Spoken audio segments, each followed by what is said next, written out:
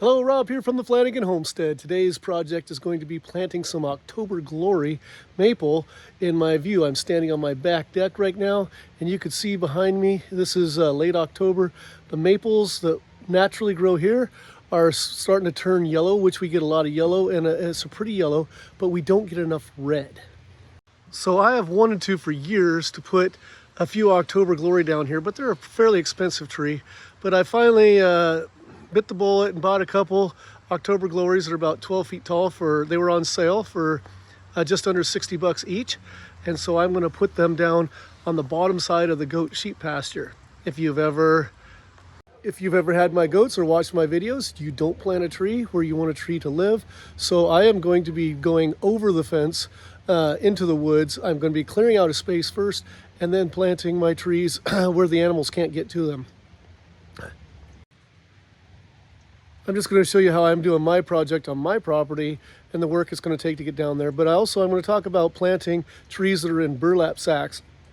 Different experts had different opinions on what to do, but almost everybody agrees on a couple points on planting trees that are in burlap, and we're going to talk about that today. Here's the two trees I bought here at our nursery in Woodland. They're about 12 feet tall. I talked about how brilliant red they get. Obviously, they haven't turned that color red yet. They're just starting to turn. They're going to get pretty close to my pickup. Not quite that brilliant, but they're going to be quite red, and it's going to be nice. And you can see there's good height on these, probably like on the one over 12 feet tall. We are jumping forward to when I am done. There's one in the ground right there. There's the other one right there. You can't see it as well because there's not as many leaves. I wanted to make an observation about this. I was happy to get 12 footers at a pretty good price, and they were in these nice big buckets, but they proved to be quite the challenge because I have no way to drive down here. And my wife and I had to unload them up on the other side of the house, walk them down the steps, these big buckets, and then put them in a wheelbarrow, and then tip the wheelbarrow and work our way down here. And that proved to be quite the challenge, although I'm excited to get 12 footers in the ground, so they got a good start. If you've got an area that's really hard to get to, you might want to start with something that has half the size pot. It may take longer to get to grow up, but it's going to be easier to get in the ground. For my job, the tools I need is a shovel, my chainsaw for cutting out all the briars and other trees that are in the way, and a pickaxe. I couldn't find my pickaxe. Hopefully I'll find it in one of my structures on the way down the hill.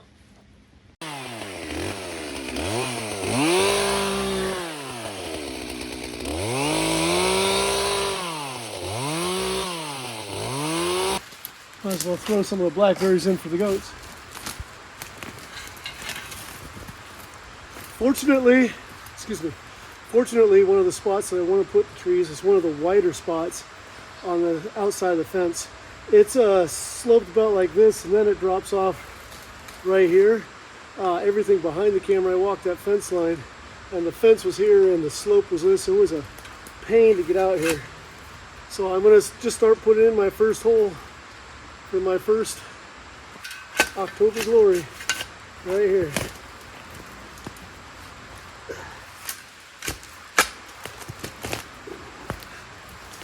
Should have brought my excavator up for this.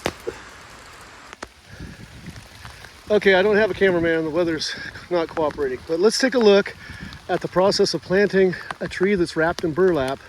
It was in a pot in the burlap, and I've just put it in the hole. Normally you'd dig a little bit bigger hole, but the soil is really soft around here and it's going to be ready to spread. So first thing I got to do, I got to take off all this, and you're going to see me uncovering all the burlap around the top of the tree specifically.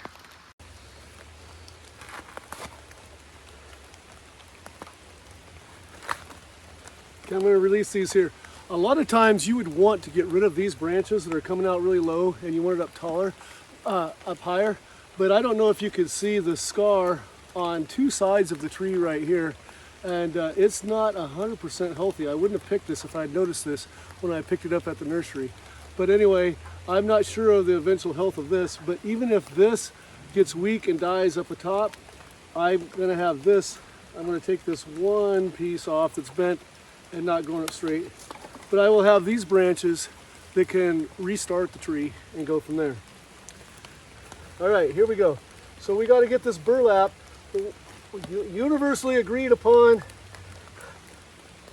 need to do when you're planting trees that are wrapped in burlap. You need to get the top of the burlap off of the trunk of the tree.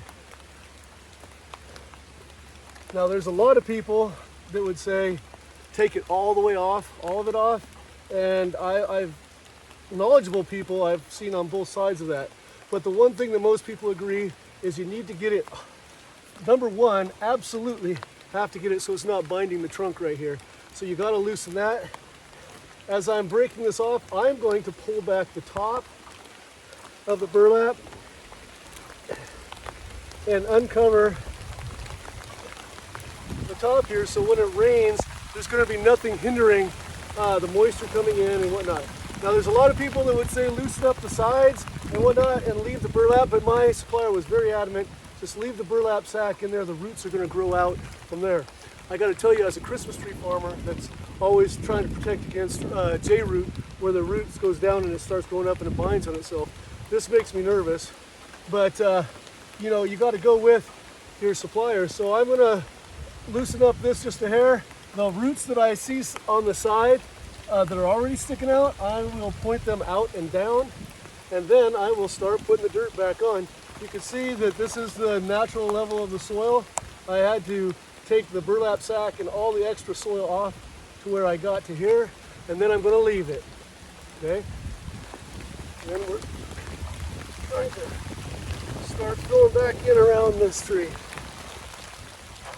I shoveled all the dirt out, especially on rough projects like this where I'm over the hillside on a pasture and it's hard to get to and there's brush everywhere. If I just shovel this up onto the ground, then this dirt, I'm not going to have it to go back. So I shoveled it into the bucket so that I have access to this dirt to fill back in.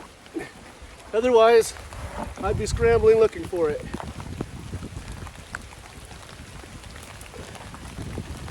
Got to make sure that the tree gets upright. Pack it in on the other side so it's pointing up the direction I want. Pushing in around here, getting rid of any air pockets.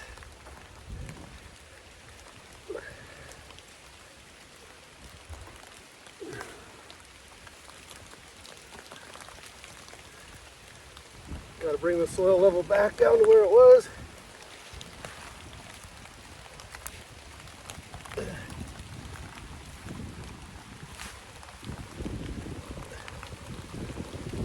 I tipped the tree and tightened this edge and made it so that the soil didn't fall down in there easily, but there was an air pocket, so we're getting get that packed back in.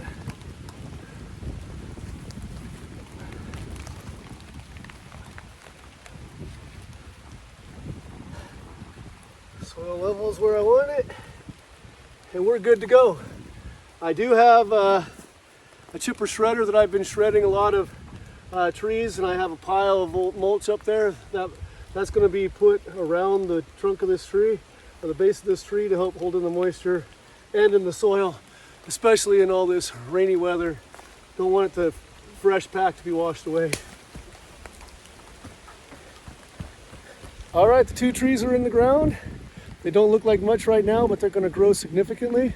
This next summer, I will be doing some watering. Obviously here in the winter, I don't need to water in Western Washington. The first year I'll need to water some.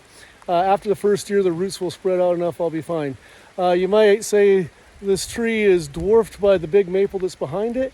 I am going to cut that maple down to about 6 feet and open up the view, and then it will actually grow back. And I have several maples on this hillside that I have cut back, got big enough for firewood, cut back again. I keep the root system in the ground, the tree alive, but I keep the view open.